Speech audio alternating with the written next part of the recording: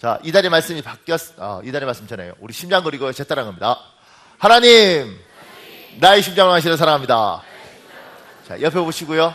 서로 얼굴 보시고요. 자, 예수의 심장을 하시는 축복합니다. 반대편 보고요. 예수의 심장을 하시는 축복합니다. 고맙습니다. 이달의 말씀 하겠습니다. 위에 있습니다. 보라, 인내하는 자를 우리가 복되다 하나니 너희가 욥의 인내를 들었고 주께서 주신 결말을 보았거니와 주는 가장 자비하시고 긍휼히 여기시는 이시니라. 야고보서 5장 11절 말씀. 가장 자비하시고 긍휼이 많으신 예수님, 우리가 욥의 인내를 들었고 주께서 주신 결말을 보았습니다. 고난을 인내하게 하옵소서. 인생을 복되게 하옵소서. 예수님 이름으로 기도합니다. 아멘. 여러분의 기도가 될 줄 믿습니다. 오늘 창세기 37장 5절에서 11절은 요셉에 관한 이야기를 합니다. 이걸 알기 위해서는 성경이 66권인데 그 중에 처음 책이 창세기입니다.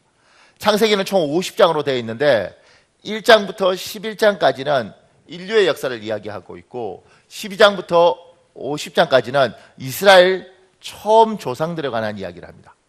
그 조상이 대표되는 사람으로 4명을 이야기하는데 아브라함, 이삭, 야곱, 그리고 요셉입니다.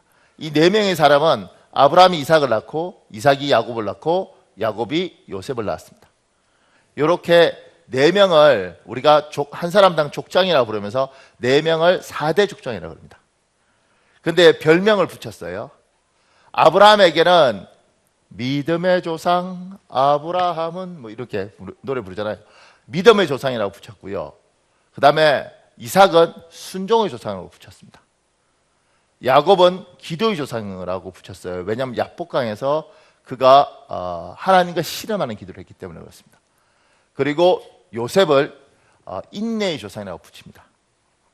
자, 제가 지금까지 옛날 선생하면서 애들 가르쳐 보니까 100% 듣고 이렇게 해서 몰라요. 그래서 방법 중에 하나가 설명을 해주는 겁니다. 제 따라 하십시오. 아브라함, 믿음의 조상, 이삭, 순종의 조상, 야곱, 기도의 조상, 요셉, 인내의 조상. 물론 나가면 기억 못할 거라고 믿지만 그래도 제가 항상 믿는 건 제가 옛날 애들 가르치면서 늘 이랬어요. 얘들아, 나는 너희 머리가 돌이라는 걸 안단다. 근데 절대 낙심하지 마라.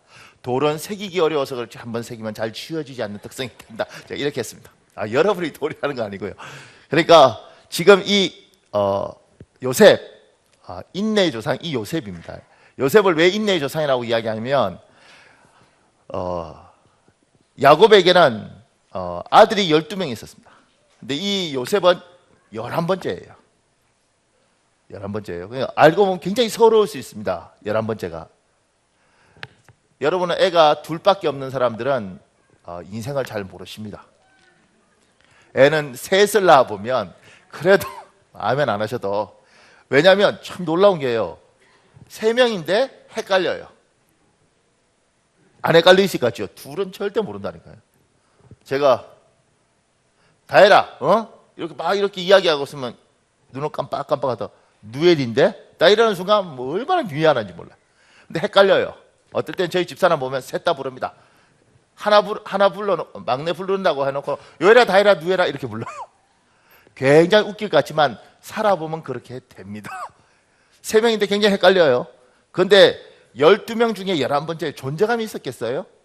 그런데 놀라운 건 뭐냐면 이 11번째 아들을 야곱이 특별히 사랑했습니다. 옷도 다른 걸 입히고요. 아마 대우를 다르게 했던 것 같아요. 여러분의 자식을 망칠 수 있는 가장 좋은 방법은 편애입니다.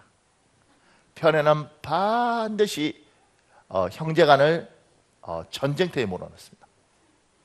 여러분이 우리 교회를 망칠 수 있는 가장 좋은 방법은 설교를 듣고 이렇게 말하는 겁니다. 우리 부목사님들 사이에. 저는 남 목사님 설교가 제일 잘 들어요. 다른 목사님들은 귀에 안 들어와요. 저는 권 목사님이 키도 크고 제일 잘생겼어요. 다른 목사님들은 참 가슴이 아파. 이러면 이제 두려워. 다 원수되는 거예요. 그러니까 같은 말도 어떤 목사님이 좋아요? 다 좋아요. 이렇게. 그래도 권사님은 다 좋지만 그래도 담임 목사님이 더 좋아요. 뭐 이런 식으로 가야지. 아멘. 이렇게 하면 또 권사님인데. 나도 질투할 줄 알아요. 그러니까 비교는 망가뜨리는데 12명 중에 11번째 아들을 특별히 사랑했어요. 특별히. 옷을 딴 걸 입혔어요. 형들이 싫었습니다. 그래서 이 질투하던 형들이 얼마나 질투심이 폭발했는지 이 동생 요셉을 노예로 팔아버렸습니다. 그 당시에 이 사람들이 살던 것은 저 팔레스타인은 보잘것없는 변방이에요. 그리고 그 당시에는 이집트라는 나라가 지금 미국처럼 전 세계 초강대국이었습니다.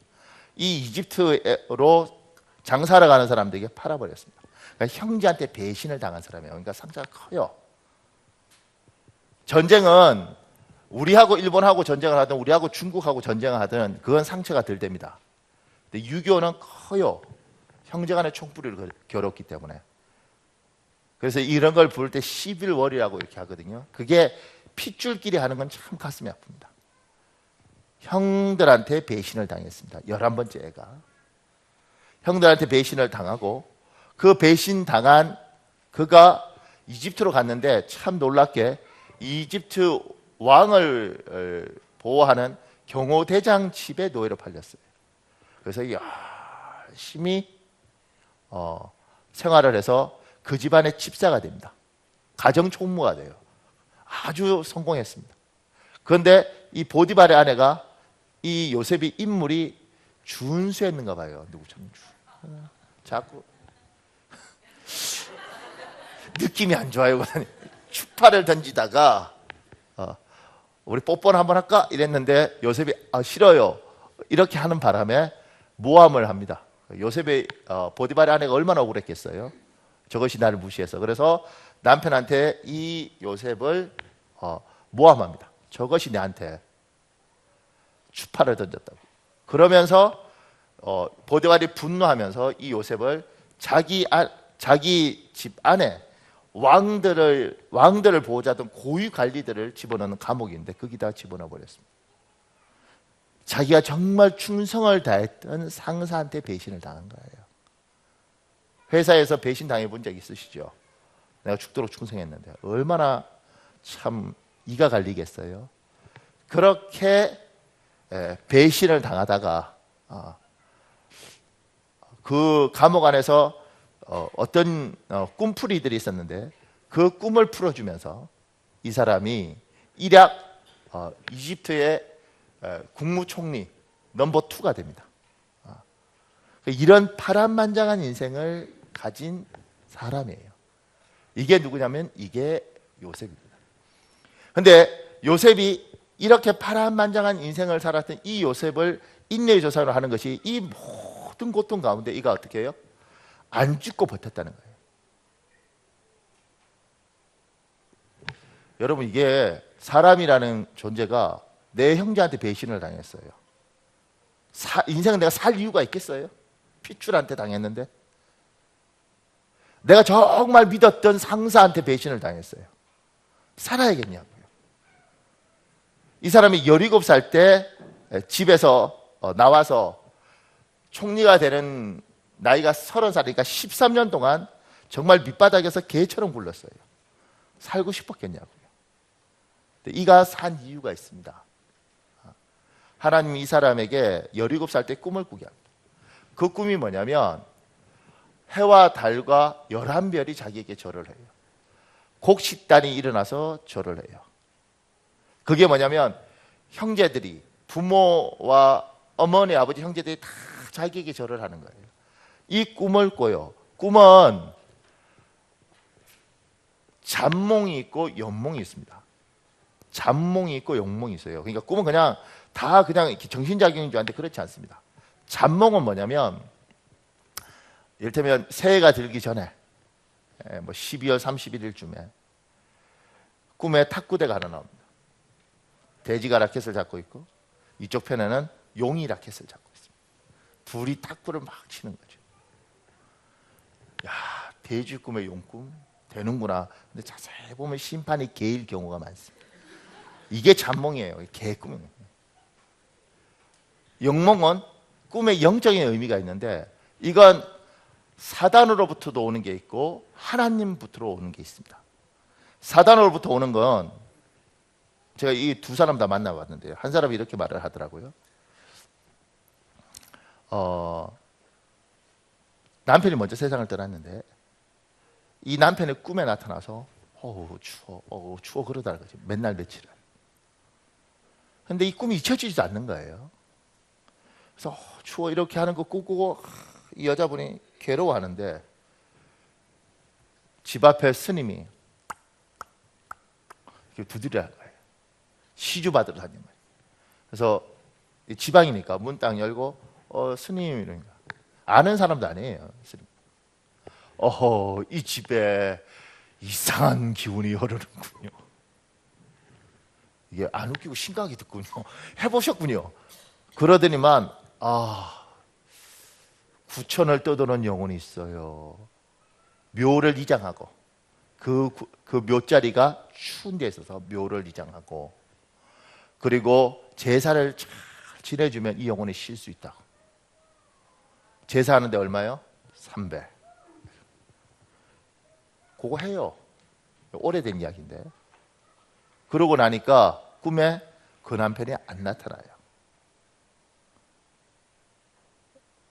또 제가 얼마 전에 어떤 분을 만났는데 그분은 엄마가 아버지가 칼 들고 한쪽에 칼 들고 한쪽에 뭐 들고 이렇게 엄마 꿈에 나타나서 이러더라는 거지.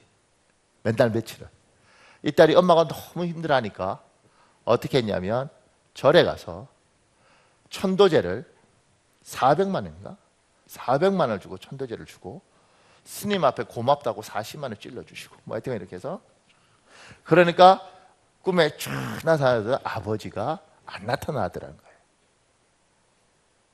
여러분이 다 예수 믿고 믿음이 너무 좋아서 잘 모르겠지만 지금 이런 일들이 참 팽배합니다. 절이 어떻게 돌아가겠냐고요. 무당들이 어떻게 살아가겠냐고요.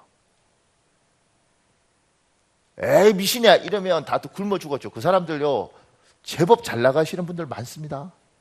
왜 버티냐면 실제로 이런 어둠으로부터 오는 이런 영적인 꿈들이 있고 이 꿈을 이 사람들이 뭐예요? 붙들고 그 시키는 대로 하는 경우가 제법 많아요. 근데 지금 이 요셉은 하나님이 주신 꿈이에요.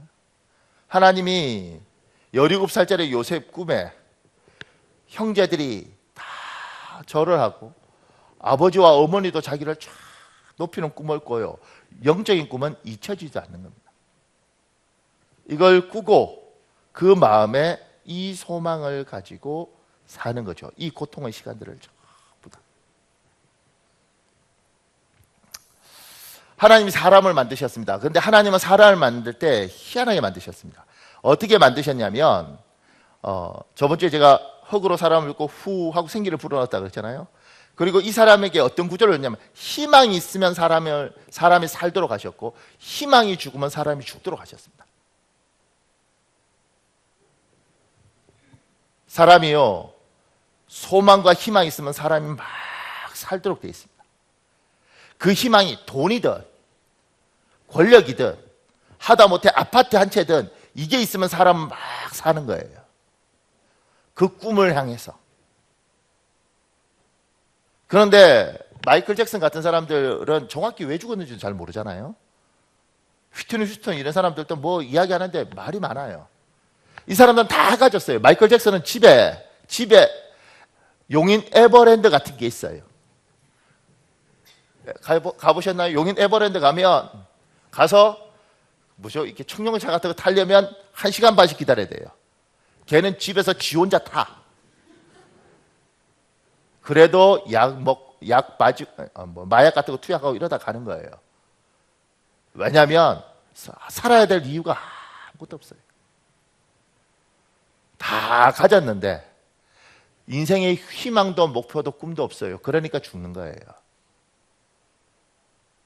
돈도 많고 힘도 많은데 더 이상 올라가고 싶은 생각도 없고 살아야 될 이유도 모르면 사람은 죽도록 되어 있습니다. 하나님이 인간을 만들 때 이렇게 만드셨어요. 그렇기 때문에 마음의 소망을 가진 사람은 아무리 힘들어도 어떻게 하면 사는 겁니다. 그래서 이번에 중국 산동성에서 이렇게 220m 밑에 석고 광산, 석고 이렇게 캐고 이렇게 하다가 매몰됐잖아요. 4명이 그 밑에 들어갔는데 이 사람들이 33일 만인가 4명이 다 살아서 왔어요. 안 놀라시는군요. 뭐 남이 살았든 죽든 뭐 상관 있겠어요, 그죠? 나도 힘들어 죽겠는데. 근데 이 사람이 살았던 가장 큰 이유들은 10cm짜리 구멍을 3개를 뚫었습니다. 이렇게 위에서부터 220m를. 그리고 계속해서 서로 이야기하는 거예요. 그러니까 이 사람들이 여기에서 끊임없이 우리가 너희들 구하러 가고 있다는 정보를 계속 주고, 그리고 그 구멍통에서 먹을 걸 내려주고, 그러면서 이들이 오니까 산 거예요. 칠레인가요? 거기 산호세 거기서는 거기 600m 밑에 광부들이 67일인가 69일에 있었는데 이 사람들 다 살았어요. 몇 명이 살았냐면 33명이 69일 동안 있었는데 살았다고요. 600m입니다. 여러분 사랑합니다. 여기 한 10m쯤 되거든요.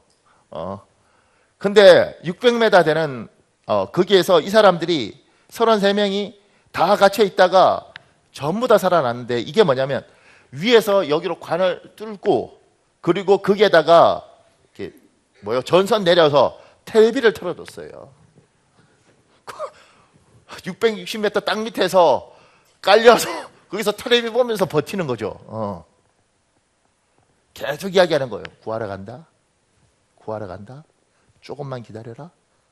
물 내려놓고 음식 내려주고 힘내라. 그러면서 사람은 희망이 있으면 사는 겁니다. 갇혔는데 구하러 올지 안 올지도 몰라요. 근데 아무 소리도 안 들려. 그러면 스스로 인간은 죽도록 되어 있습니다. 이게 하나님이 인간을 만드신 구조예요. 그래서 희망을 잘못 잡으면 죽는 겁니다.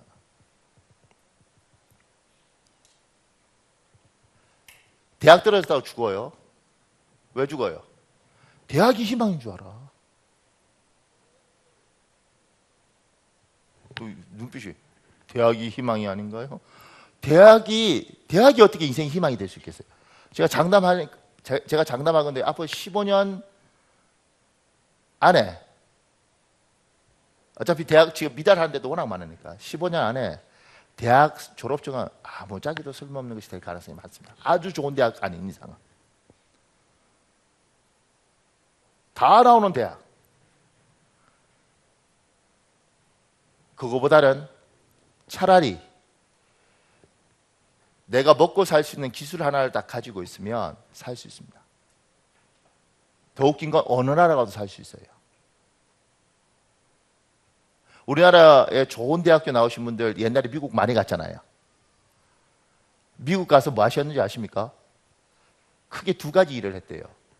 하나는 세탁소, 하나는 페인트 칠. 왜냐하면 영어가 필요 없어요. 그냥 칠하면 돼. 그냥 빨아주면 돼. 근데 다른 일을 못하는 거예요. 서울대 뭐 이거 다 필요 없어요. 왜냐하면 영어 안 돼요. 여러분과 내가 배운 영어는, 요새 애들은 좀 다르지만 최소한 40살 이상이 학교 다닌 배운 영어는, 지금 영어도 제가 보니까 똑같은 것 같기도 한데 절대 미국 가서 말 못하게 되어 있습니다. How are you? Fine, thanks, and you. 이딴 말 안 씁니다. 미국은. 진짜라니까요. 텔레비가 고장났어요. 그러면 텔레비가 고장났을 때 TV is out of order 이런 말 써요? 안 씁니다. 이분들이 안 믿... 이신영 집사님 자기 출장 많이 가잖아. 정말 들어봤어요? TV is out of order 들어봤어? 자기 들어볼 수도 있지. 제가 아는 건요, TV가 안 나와요. TV 이런 거 없습니다. TV가 안 나와. 어떻게 해요? 에이씨. 미국도 똑같아요. 팍! 이러면서 이게. 그럼 또 두드리면 또 나와요. 진짜요. Give me some water. 뭐 이런 거 필요 없어요. 그냥 헤이! 이렇게 하면 물 들고 와요. 진짜라니까 이분들이.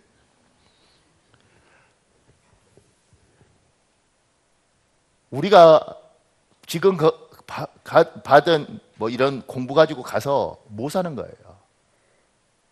그러니까 이게 희망이라고 생각하는데 이쪽 가면 이게 아무리 희망도 아니에요. 좋은 학교 나오면 좋은데, 실력도 뛰어나면 좋은데, 알고 보면 그거에서 목숨을 걸 필요까지 있을까 이런 생각을 나는 많이 해요. 왜냐면 어차피 미국 가면 코리아가 어디인지도 몰라요. 미국 애들 생각보다 굉장히 무식한 애들 많습니다. 왜냐하면 우리는 세계지도, 국토지도, 제가 자랄 때는 국토지리, 세계지리 이런 거 배웠어요. 장님 배우셨죠? 국토지리, 세계지리 우리는 다 배워요. 미국 애들은 이런 거 안 배워요. 세계가 어딘지 잘 몰라. 그냥 미국만 알아요. 그런 경우 진짜라니까요. 진짜. 이분들이 정말. 내가 코넬대란 미국 아이비리그 대학 나온 여자애하고 제가 이야기를 하는데 아프리카 나라를 이름을 몰라. 내가 얼마나 놀란지 몰라요. 아이비리그면 천재아니에요. 물어봤어. 몰라. 왜 모르냐니까 안 배웠대 그런 거. 걔들은 그렇게 복잡한 거 배울 이유가 없는 거예요. 그래서 잘 사는데 우리는 다 배워 사야 돼. 제가 학교 다닐 때는 지구과 화학, 물리, 그 다음에 뭐죠? 그 다음에 물리도 1, 물리 2, 그 다음에 지리, 국토지리, 한국지리, 국토지리, 세계사, 한국사 이런 거 다 배웠어요. 왜요? 그렇게 해도 먹고 살기 어려운 게 우리 민족이잖아요. 너무 많이 배우더라고요. 직장이 내가 이 직장 잘리면 난 죽어야 돼.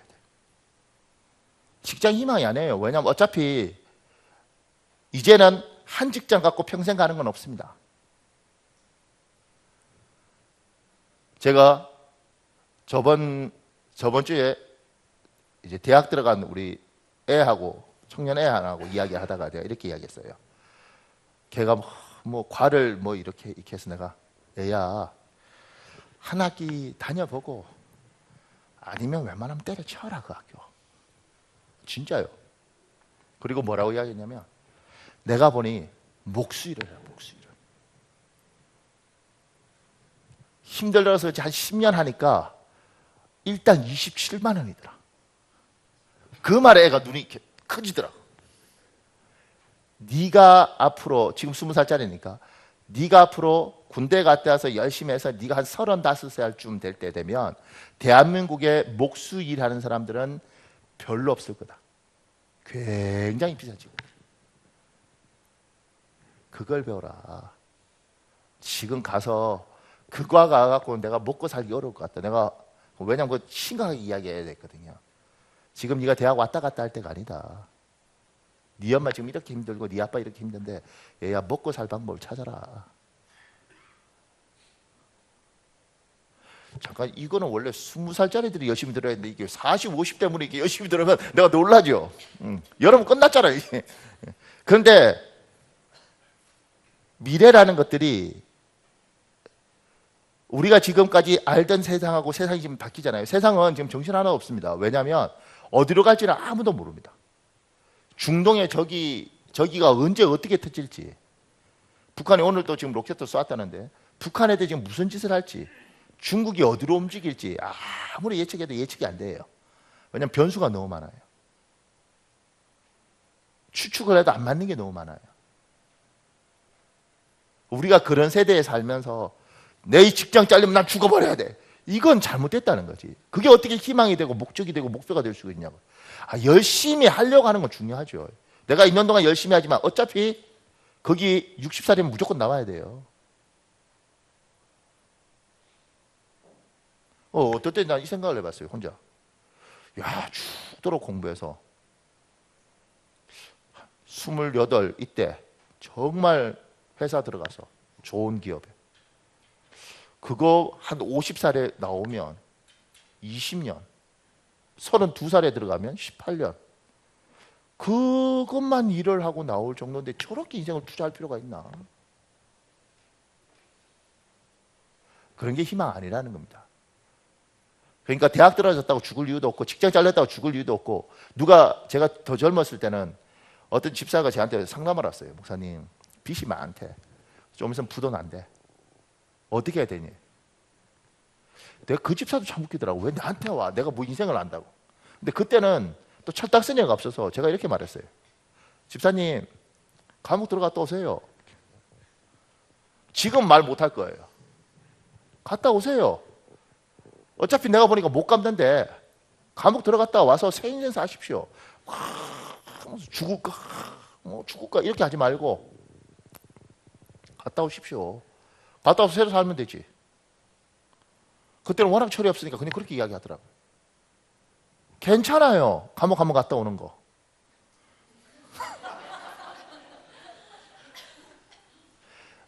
김준영 목사라는 분이 이렇게 책에 이렇게 적어놨더라고요.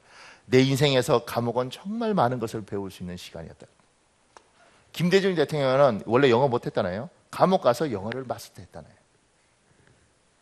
영어 못하는 분은 감옥 가서 한번 이렇게 아니 인생이라는 것들이 이게 아니면 죽을 것 같지만 이거 아니도 많이 살아요. 지금 우리의 교회에 해당 안 되겠지만 우리 교회는 다 첫사랑하고 사니까 상관이 없지만 아멘 할렐루야. 그런데 옛날에 그 여자하고 헤어지고 막 술 먹고 죽을래 뭐 이랬던 사람도 있을 거 아니에요. 그 여자 말고도 지금 마누라 우리 교회 말고 저쪽 교회 지금 마누라 만나기 전에 수없이 많은 여자 거쳐고 지금도 잘 살잖아. 자매들은 똑같지 않나? 옛날에 그 남자 없으면 죽을 것 같았는데 그 남자하고 헤어지고 다른 남자 사귀고 데이트하고 선물 받고 차고 뭐 이렇게 하면서 지금 남자 만나서 깨끗하게 첫사랑처럼 이야기하면서 살잖아. 괜찮잖아. 그거 아니라는 거지. 죽을 거 아니라는 거지 그거. 그러니까 그게 굳이 뭐요? 목숨 걸지 말라는 거야. 그래서 하나님을 만나야 되는 겁니다. 시편 42편 5절에 있습니다. 여러분 읽으십시오. 시편 42편 5절. 시작.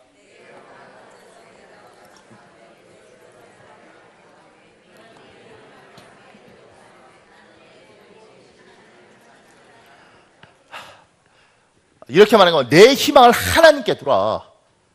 하나님께 두라. 하나님이 살아있는 건 명확하면 내가 지금 이거 잘리고 대학 떨어지고 감옥 갔다 왔다 할지라도 하나님이 기회 주면 뭐요? 다시 사는 거예요. 내 머리로 살려니까 바들바들 떨어서 그렇지. 힘들어도 다시 한번 인생 시작하면 뭐요? 살 수 있다는 거지. 이혼하고 다시 재혼하면 되지. 목사님 그게 해요. 하고도 잘 사는 사람 많아요. 미안합니다. 내가 이렇게 승질내면서 설교하죠. 여기 메리 캐트린 백스트란 여자가 쓴 글이 있습니다. 이 사람이 40일 동안 천국과 지옥을 봤는데 10일은 천국을 보고 30일은 지옥을 봤습니다. 지금 미국 워싱턴 DC에서 이 이후에 목사님이 되셨어요.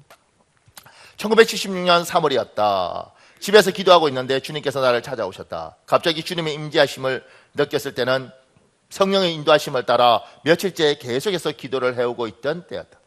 그의 권능과 영광이 집을 가득 채웠다. 하나의 밝은 빛이 내가 기도하고 있는 방을 가득히 채우고 있었다. 그리고 달콤하고 형용할 수 없는 느낌이 나를 감싸왔다. 빛들이 파도처럼 흘러들었다. 이어서 주님의 음성이 내게 들려왔다. 사랑하는 캐드린, 내 영으로 너를 지옥으로 안내하겠다. 그리하면 너는 지옥의 실체에 대하여 기록할 수 있고 이 지구상의 모든 이들에게 지옥이 실존함을 알릴 수 있으며 어둠 가운데 있는 잃어버린 자들을 예수 그리스도의 복음의 빛 가운데로 인도할 수 있을 것이다. 순식간에 내 영혼이 육체에서 분리가 되었다. 나는 내 방을 벗어나 하늘 위를 향하여 주님과 함께 올라갔다. 비록 영적인 상태였지만 진행되어지는 모든 상황을 알 수 있었다. 저 아래로 나의 남편과 아이들이 집에서 잠들어 있는 것이 보였다. 지붕을 통과해서 위로 주님과 함께 올라가면서 내 육체가 침대 위에 누워 있는 것이 보였다. 마치 육체가 죽은 것처럼 보였다. 지붕이 완전히 벗겨진 것처럼 내 가족들의 잠자는 모습까지도 볼 수가 있었다. 이때 주님이 나를 어루만지시며 말씀하셨다. 두려워 말라. 너희 가족은 안전할 것이다. 주님은 내 생각을 다 읽고 계셨다. 나는 최선을 다하여 내가 보고 들은 것을 차근차근 이야기하려고 한다. 지금 여러분에게 말씀드리는 것은 사실입니다. 이것을 내게 보여주신 분은 하나님이십니다. 이로 인하여 그의 거룩한 이름을 찬양합니다. 사랑하는 여러분, 내가 하는 말은 거짓이 아닙니다. 지옥은 실존합니다. 이 책을 준비하는 동안에도 성령에 이끌려 그곳에 많이 갔다 왔음을 고백합니다. 입구에 이르자 나는 주님께 물었다. 이것들은 무엇인가요? 이것들은 지옥으로 하는 출입구들이란다. 우리도 이것들 중 하나를 통하여 지옥으로 가게 될 것이다. 즉시 우리는 그 입구들 중 하나를 통해 안으로 들어갔다. 입구 안쪽은 터널처럼 보였다. 모두 낯선 모양으로 생겼다. 칠흑 같은 어둠이 엄습해 왔다. 이 어둠 속에는 숨쉬기조차 싫은 냄새로 가득 차 있었다. 터널 양쪽 가에는 벽에 항상 박혀 사는 듯이 보이는 살아있는 물체가 있었다. 짙은 회색의 이 물체는 우리가 지나갈 때 같이 움직이면서 소리를 질러댔다. 외관상으로 그들은 귀신들이라는 것을 시기할 수 있었다. 그 이상한 형체들은 움직일 수는 있었지만 여전히 벽에 붙어있는 상태였다. 역겨운 냄새가 그들에게서 풍겨나왔고 소름 끼치는 소리로 우리를 향해 질러댔다. 때때로 그들의 윤곽이 드러나기도 했으나 더러운 안개로 덮여 있었다. 놀라운 것은 비록 영적인 상태였지만 나는 모든 감각을 그대로 가지고 있었다. 들을 수 있었고 냄새를 맡아보고 느끼고 심지어 선악을 분별할 수가 있었다. 오히려 나의 감각이 더 민감해 있었다. 그리고 터널 안의 냄새로 인하여 속이 울렁거렸다. 우리가 터널 밑으로 더 내려갈수록 비명소리는 더 커지기 시작했다. 어둠 속에서 고막이 찢어지는 듯한 소름 끼치는 소리가 들렸다. 갖가지 소리들로 가득 차 있었다. 나는 공포와 죽음과 내 주위의 재해들을 느낄 수가 있었다. 그곳엔 내가 지금까지 맡아본 적이 없는 역겨운 냄새들로만 가득 차 있었다. 그것은 시체가 썩어가는 냄새였으며 사방에서 풍겨나왔다. 이 지구상에서 맡아본 적도 없는 냄새였고 한 번도 들어본 적이 없던 절망의 소리들이었다. 곧이어 이 소리들은 죽은 영혼들의 울부짖음인 것을 알게 되었으며 지옥은 그들의 흐느끼는 소리들로 가득 차 있었다. 여러분에게 경고합니다. 절대로 그곳에 가지 마세요. 그곳은 영원한 고통과 아픔과 괴로움으로 가득 찬 무서운 장소입니다. 여러분의 영혼은 영원토록 사는 존재입니다. 영원토록 살아갑니다. 여러분의 본질은 바로 영혼입니다. 그 영혼이 지옥에 가든지 천국에 가든지 할 것입니다. 희망이 없는 곳은 지옥입니다. 우리가 죽어서 지옥 가지 않는 이상은 이 땅에 살아있는 경우는 어떤 일이 있어도 하나님이 살아있다는 것들이 분명히 붙잡으면 그분이 길을 여십니다. 아멘. 믿으십시오. 우리가 여러분이 스스로 목숨을 끊지 않고 아무리 힘들어도 아무리 억울해도 너무 비참해도 반드시 사십시오. 그러면 하나님께서 살아있는 자기 백성에게 그분은 반드시 긍휼을 베풉니다. 홍해 앞에서 홍해를 가르시고 요당 앞에서 요당을 가르는 가장 큰 이유는 뭐냐면 너희 눈앞에 희망이 없고 인생에 소망이 없다고 이야기하지만 주님이 여시면 연다는 거예요. 하나님 살아있는 게 분명하면 어떻게든 살아남아서 하나님에 대한 기대를 가지고 살면 주님이 길을 열어요. 이게 흔들리면 인생이 정말 어려워지는 겁니다. 그래서 예배 드릴 때마다 성령이 충만함을 받으라 그러고 하나님을 만나라 그러고 깨어 기도하라고 이야기하는 것이 이 하나님이 살아있음이 분명하면 하나님 내가 볼 때는 사방에 도저히 해답 없지만 하나님이 살아계시지 않습니까? 주님이 홍해를 가르치셨지 않습니까? 주님이 요단강을 가르치셨지 않습니까? 주님이 여리고를 무너뜨렸지 않습니까? 주님 나에게 그러면 길을 열어주십시오. 살 수 있다는 것입니다. 이 하나님을 깊이 만나시길 예수님으로 축복합니다. 하나님은 살아있는 사람에게 하나님이 하시는 일이 있습니다. 예레미야서 18장 2절에 4절에 있습니다. 제가 2절 3절을 읽고 여러분이 4절을 읽겠습니다. 너는 토기장의 집으로 내려가거라.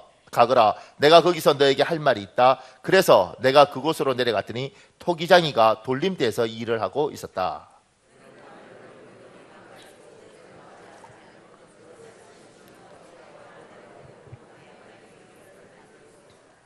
하나님이 살아있는 여러분과 나는 반드시 자기가 원하는 것으로 만드십니다. 하나님은 여러분과 나에게 이 땅에 살게 하시면서 그냥 살아라. 네 멋대로 그게 아니라 하나님이 우리에게 이 땅에 살아 숨쉬게 하셨으면 우리를 통해서 하시고 싶은 일이 있습니다. 그걸 위해서 하나님이 우리를 무엇인가로 향하여 이끌어 가십니다. 주님은 나는 너에 대한 계획이 있다고 이야기하고 나는 너에게 미래를 주겠다고 이야기하고 우리는 그 하나님을 믿고 아무리 힘들어도 살아가는 거예요. 그런데 이제 문제가 있어요. 뭐가 문제가 있느냐면 인간의 희망이 없으면 못 사는 존재를 하나님 만드셨잖아요. 그것뿐만 아니라 인간은 이성이 있으니까 설명을 들어야 움직이는 존재예요. 군대가 왜 힘든지 아십니까? 제가 군대에 대해서 몸으로 많은 걸 겪은 게 별로 없기 때문에 제가 이렇게 자세히 지켜보니 군대는 말되지 않는 짓들을 많이 시켜요. 가장 황당했던 건 삽을 줘요. 우리 그 부대팀들한테. 왜냐면 그때 일이 없었거든요. 훈련 다 끝나고 뭐 이렇게 해서 일이 없는데 삽을 주더니만 땅을 팔아요. 오전에 땅을 다 팠어요. 점심 먹고 매우래요. 다음날 또 팔아요. 아, 이걸 일주일을 시키는 거예요. 이 바깥 사회 같으면 난리 났을 거예요. 근데 제가 있을 때는 뭐라 그러면 때리잖아요. 이거 왜 파야 됩니까? 그러면 때리니까. 그때는 이렇게 군화로 이렇게 발로 사람을 차도 괜찮은 때였거든요. 그러니까 뭐 질문을 못 하는 거죠. 파라면 그냥 파는 거예요, 이렇게. 그러니까 그때 군대는 참 고통스러웠어요. 왜냐하면 지성인들, 특히 논리적인 사람들이 군대 가서는 쫄병으로 가서는 정말 어려운 거예요. 왜냐하면 항상 이렇게 시키잖아요. 그러면 우리가 머리를 써서 창조적으로 뭐 일을 딱 했어요. 그럼 때려요. 이 자식이 시키는 대로 하라 그랬지. 잘해도 칭찬이 없습니다. 왜냐하면 누가 이렇게 하라고 했어요? 제가 이렇게 너는 생각을 하지 마 이런다고. 그래서 그때는 이렇게 활자로 된 걸 쫄병들이 읽으면 안 돼요. 제 선배들 중에 이제 지금 시인된 사람들이 있는데 이런 사람들 면회 가면 우리가 시집을 준다고요. 시집을 주면 이 친구들이 시집을 다 찢어요. 왜냐면 책을 들고 갈 수 없으니까. 찢어서 그걸 국에서 이렇게 주머니에 이렇게 넣는다고요. 그리고 화장실 가서 시를 읽어요. 왜냐하면 시적인 감각을 잊어먹지 않기 위해서. 시인이 아무렇게나 그냥 놀다가 술 한잔 먹고 쓰고 이게 아니고 그것도 엄청 고생해야 된다고. 그런데 그걸 다 이렇게 접어서 이렇게 화장실에서 이렇게 읽고 이러다가 들키 같으면 나중에 화장실 이렇게 옛날에 퍼세식이니까 다 버리고 이렇게 한다고요. 왜냐하면 쫄병들은 문서를 읽으면 안 되는 거예요. 지금 우리나라 군대는 정말 위험합니다. 왜냐하면 군대에서는 그 1병, 2병 이런 건 자원입니다. 자원. 그러니까 원래는 이 사람들은 전사가 아니에요. 그래서 죽으면 뭐요? 손실. 없을 때 데려온 뭐요? 보충. 이분들이 다 맞다니까 내가 하는 말이. 그러니까 군대는 자원이고 누구부터 전사냐면 간부. 이렇게 하사부터 이 사람들이 간부예요. 간부들은 생각을 해요. 작전을 짜요. 쫄병들은 작전을 짜면 안 돼. 쫄병은 말을 하면 안 돼. 왜냐하면 나는 이게 말도 안 되는 거여서 군대가 싫었는데 나중에 되니까 이해가 가더라고. 전쟁이 났어요. 총을 쏴. 돌격 앞으로. 그런데 그러면 요새 같은 우리나라 애들 뭐 대학 다 나왔잖아 애들. 걔들이 돌격 앞으로 그러면 뭐라고 그랬어요? 충성 돌격 앞으로 이렇게 했어요? 네 같으면 가겠냐고 총을 날아오는데. 안 그럴 것 같아요 지금 애들이. 근데 옛날에는 생각을 하지 마 너는. 때리고 발로 차고 이러니까 돌격 앞으로 그러면 아무 생각이 없으니까 그냥 가는 거예요 이렇게. 그게 전쟁이라고. 왜냐하면 쫄병들은 생각하면 안 되지. 가라면 가고 쓰라면 쓰고 그냥 이게 쫄병이지. 누가부터 생각해요? 간부부터. 이해가 안 가십니까? 그래서 군대가 말도 안 되는 일을 시켰던 이유가 저는 그때는 몰랐어요. 이제는 알겠더라고. 옛날 그 있잖아요. 이렇게 지팡이 이렇게 딱 꼽아놓고 간부가 이야기하잖아요. 내일까지 이 나무, 이 지팡이 꼽히고 열매 맺도록 해라. 딱 이러잖아요. 지금 애들 어떻게 해요? 미쳤어요? 이러겠지. 다들 말이 됩니까? 이렇게. 옛날에는요. 하지. 합니다. 옛날에는 다음날 딱 오면 나무가 쫙 자라서 열매 다 펴 있어요. 꼽히고 했네. 수고했어. 충성! 이렇게 하는 거죠. 돼요. 이분들이 진짜라니까. 어떻게 해요? 지팡이 갖다 버리고 산에 가서 땅 파서 나무 갖고 와서 심어 놓는 거지. 왜 말도 안 되는 짓을 하냐면 생각하지 말고 시키는 대로 하라는 거지. 수단과 방법을 가르치지 말고. 그래야 군대가 뭐요? 돌아가는 겁니다. 우리는 항상 우리가 가진 지성인들은 설명해 주십시오. 그러면 내가 판단해보고 맞으면 가고 안 맞으면 안 가고 기분 좋으면 가고 기분 나쁘면 안 가겠습니다. 이거예요. 내 의지를 존중해 주세요. 이거. 우리는 이렇게 훈련받고 이렇게 잘하는 거예요. 앞으로는 점점 더 심해집니다. 그러니까 애도 옛날에는 밥 먹을 때 그렇게 투덜거리지 말라 그랬지. 엄마가 이놈의 새끼가 한 번만 더 하면 맞아. 이렇게 하면 애가 그냥 먹는 거죠. 풀도 먹어야 돼. 왜 고기만 먹어? 몸에 안 좋단 말이야. 이렇게 하면 먹는 거예요. 지금 그러면 난리 납니다. 엄마가 아이의 인권을. 그래서 애들이 고기만 먹다가 이상해지는 거예요. 하나님이 우리를 어디로 이끌어갈 때 설명해 주면 좋잖아요. 있잖아. 요셉한테도 있잖아. 좀 있으면 네 형들이 팔 거다. 왜냐하면 네가 재수없게 굴었거든. 그러니까 팔릴 때 억울하지만 좀 참아봐. 참으면 보디발 밑에 들어가서 내가 제법 잘 살도록 해줄게. 네가 충성하지만 보디발 마누라가 네한테 눈빛을 잘 이렇게 할 때 얘야 잘 견뎌라. 왜냐하면 그거 가지고 네가 감옥 들어가겠지만 내가 너 좀 있으면 총리로 해줄 거거든. 기다려. 이렇게 해줘야지 요셉이 이렇게 생각할 것 같아요. 근데 더 웃긴 건 그렇게 했을 때 요셉이 싫은데요? 나 총리 안 해도 돼요. 나 집에서 그냥 살래요. 이건 미치는 거죠. 우리가 욥의 인내를 들었고 이렇게 욥이 굉장히 부자였어요. 근데 하나님께서 욥에게 시련을 주면서 자식 10명 다 죽고 재산 다 날리고 마누라 도망갔어요. 근데 욥이 고난을 다 겪고 난 후에 자식도 다시 10명을 낳고 재산이 2배가 됐습니다. 자, 욥처럼 고난받고 자식 새로 싹 10명 낳고 재산 2배 되겠습니까? 아니면 고난 안 받고 요대로 살겠습니까? 나는 요대로 살아. 저보고 박현우 목사, 하나님께서 박현우 목사 너를 세계적인 목사로 내가 키워줄 테니 성도가 한 100만쯤 되고 전 세계에서 너 얼굴을 다 아는 그런 목사가 될 테니 마누라 다 죽고 네 몸 병들고 20년 동안 가정 고생과 핍박을 당하고 난 이후에 네가 훌륭한 목사가 될 것이다. 주님 필요 없고 그냥 이렇게 따뜻하게 살겠습니다. 나 이렇게 할 거예요. 내가 미쳤어. 왜 그래?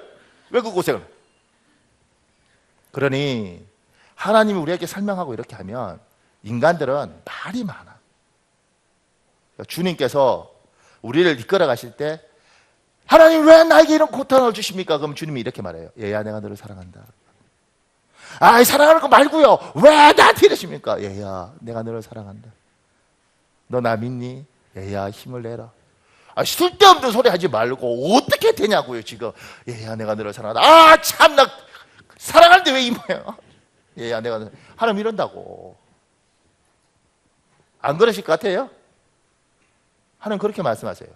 하나님 왜 나의 고난이 언제 끝납니까? 대답하여 주옵소서. 그거 대답하래. 사랑한다 얘야. 성도들 중에요 주님 고맙습니다 이러지 않는다고. 쓸데없는 소리 하지 마시고 지금 이거 언제 끝나는 거예요? 불교를 갚으니까 진짜라니까요. 그런데 믿음이라는 건 듣고 좋네요. 그럼 갈게요. 듣고 미쳤어요? 이게 믿음이 아니고, 믿음은 아무리 힘들어도 저분 신뢰하고 가는 거잖아요. 힘들지만 가서 하나님이 어디 딱 세워놓고 돌아보면 이렇게 되는 거예요. 지금까지 우리 믿음의 선배는 다 똑같아요. 여기 딱 서서 돌아보니까 이랬어 이러셨구나 이렇게 가는 것이지, 중간에 요게 이렇게 되는군요, 요게 이거 없다고요. 정말 멋있는 스릴러물 이런 영화 있지 않습니까? 그 영화가 재밌는 이유는 마지막에 가니까 얘가 범인인데 얘가 범인이었어.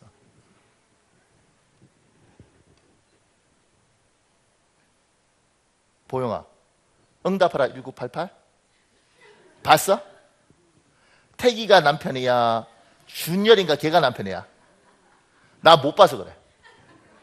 태기가 남편이지. 모르시죠?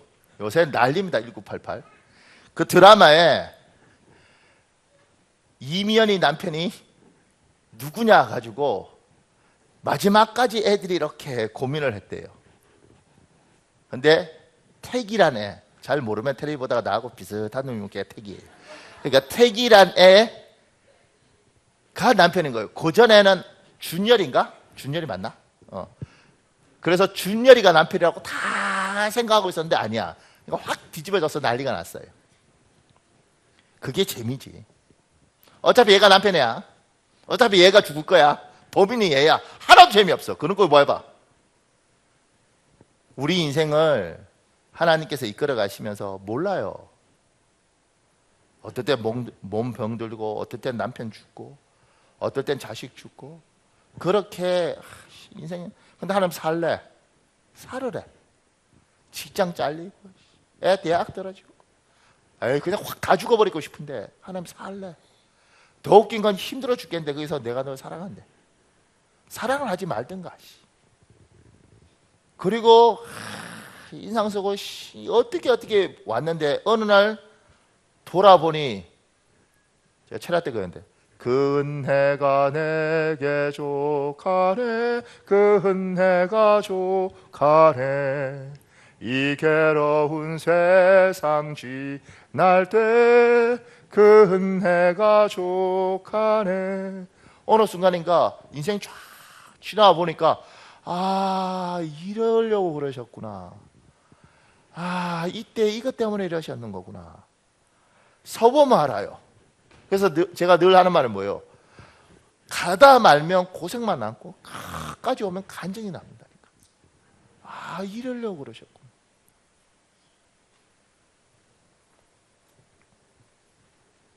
여기 박영선 목사가 쓴 글에 이게 있습니다. 하나님께서 인간을 어떻게 요구하시고 계신가에 대해서 우리는 너무 모르고 있습니다. 구원이란 죽을 자리에 있던 우리를 용서하시고 축복의 자리로 옮겨 놓으시는 것으로 전부가 아닙니다. 구원이란 훨씬 기묘한 이야기입니다. 길을 가다가 모닥불 속에서 타고 있는 나무를 본 조각가가 이렇게 생각합니다. 내가 저 나무로 거북선을 조각하리라. 맨 처음 하는 일은 무엇이겠습니까? 꺼내서 불부터 끄는 것입니다. 다 타고 재만 남아있는데 재로 거북선을 만드는 거 보셨습니까? 맨 처음은 꺼내야 합니다. 꺼낸 차원에서 끝입니까? 꺼낸 차원에서 나무 자신은 참 신이 날 것입니다. 만세! 구원 얻었네. 나는 영멸의 자리에서부터 나왔네. 나는 이제 탈 일이 없다네. 이제부터는 저 모닥불에 들어가서 다른 나무를 꺼내어 보리라. 우선 지금 여기까지 와 있는데 이게 전부가 아닙니다. 구원의 확신 정도가 전부가 아닙니다. 꺼낸 이유가 뭐라고 했습니까?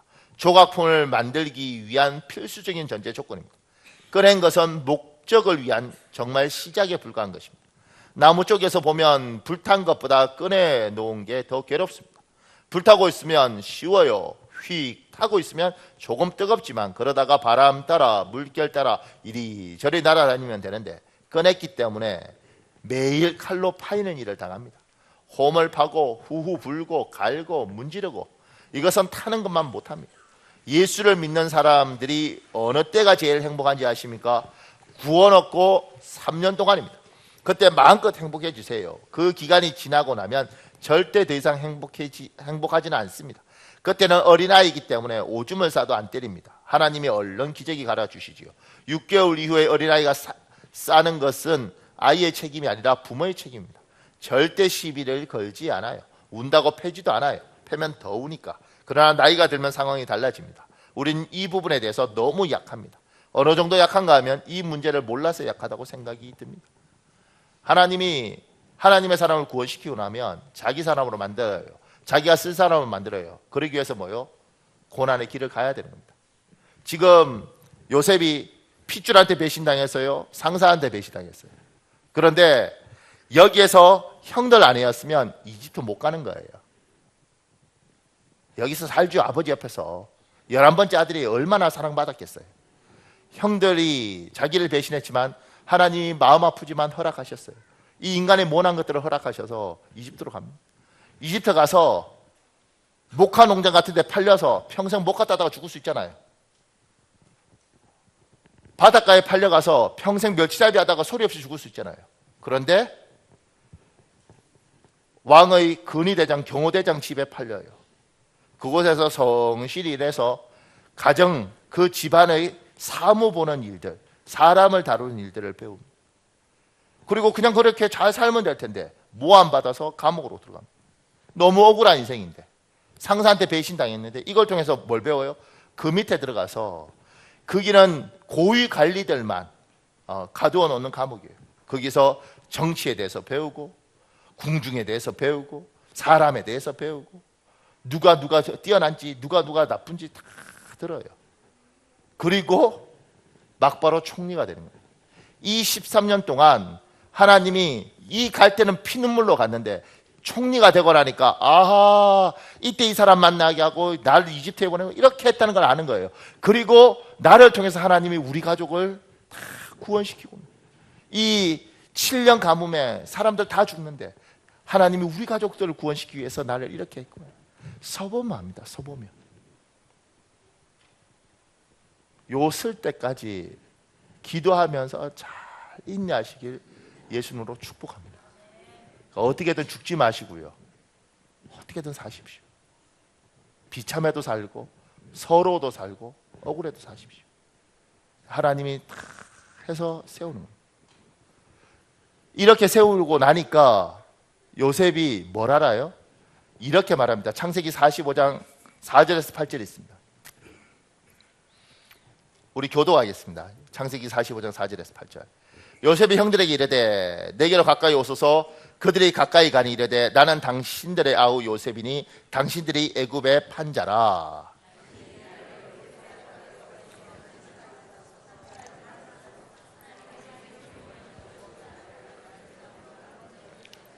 이 땅에 2년 동안 흉년이 들었으나 아직 5년은 밭갈이도 못하고 추수도 못할지라.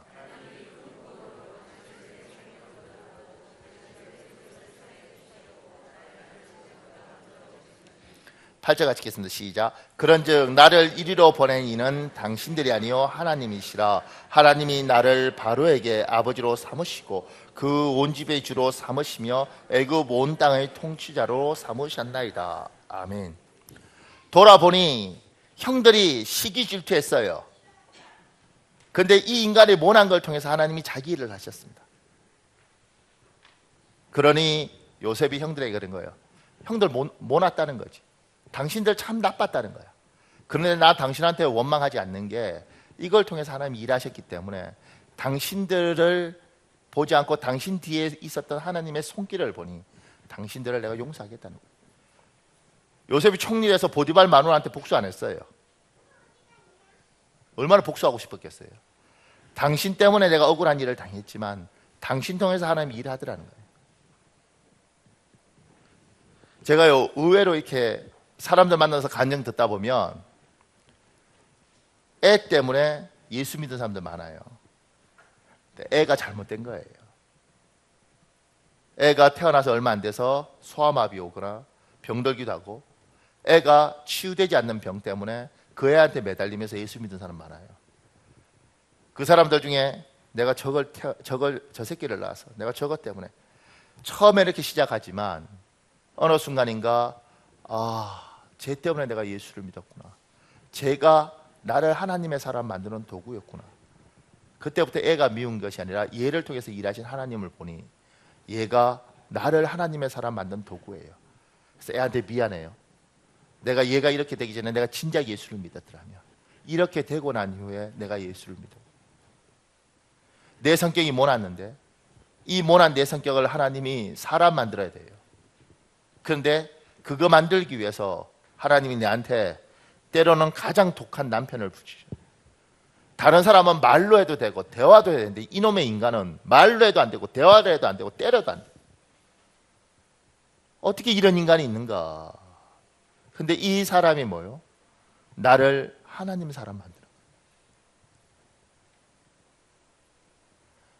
하나님이 자기 사람들을 만들면서 사람을 붙이고 이 사람을 통해서 이 사람을 자기 도구로 만들어 가세요.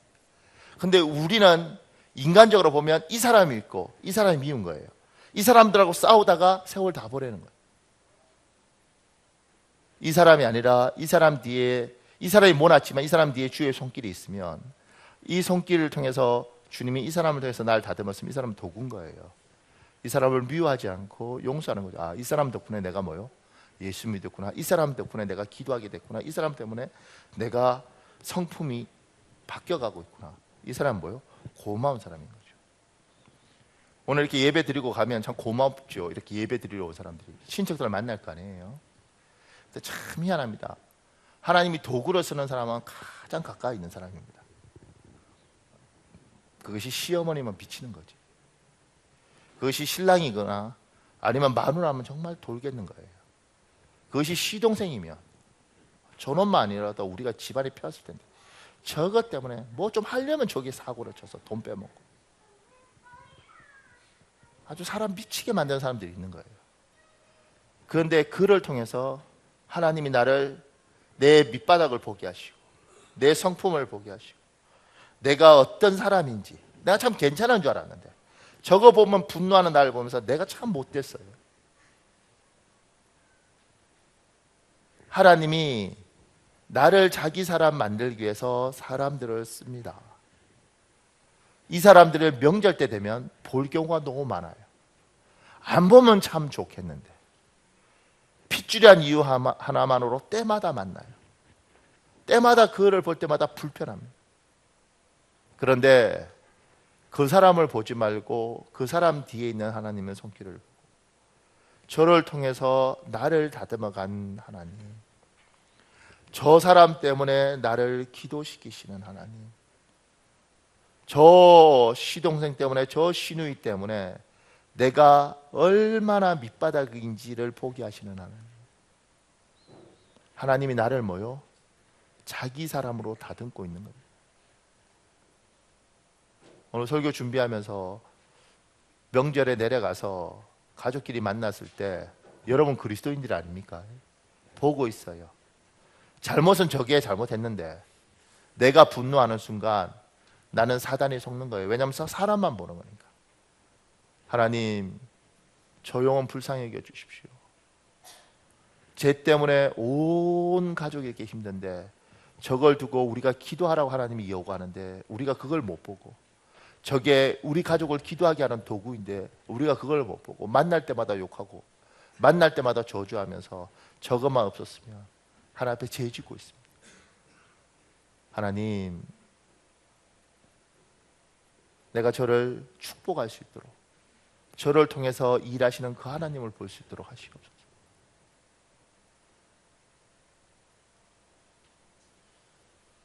우리 시간에 찬양하고 기도할 텐데요.